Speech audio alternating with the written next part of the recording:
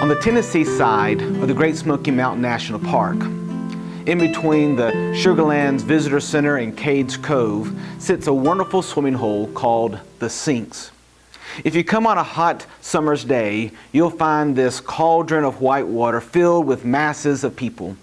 There'll be adventurers swimming up the currents, those fighting to get behind waterfalls, and for the truly adventuresome, you'll find them on top of a cliff, jumping off into the water below.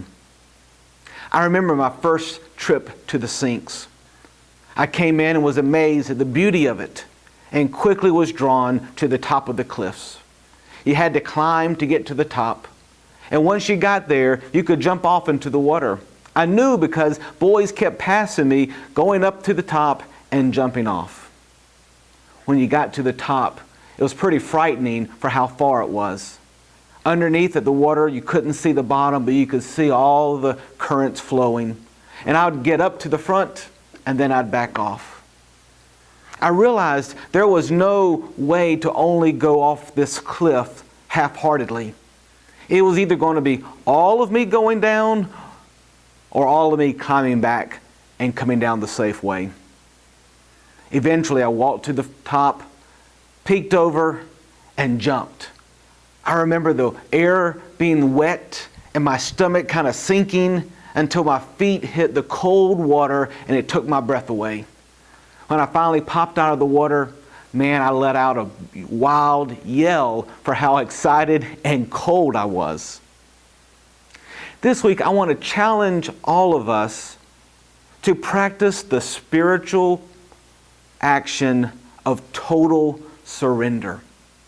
Total surrender is this idea that when we are followers of Jesus, we are either all in or we're not at all.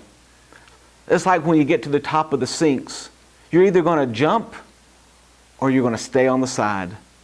Jesus calls us to take up His cross and follow Him daily.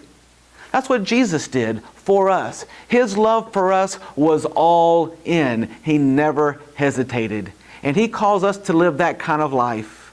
Not a half-hearted, one day a week spirituality, but an all-in, wild life of radical obedience. This week, as we read about the martyr like Stephen, or Shadrach, Meshach, and Abednego, who were all in as they walked into the fiery furnace, will you consider God's call for you to be all in, total surrender?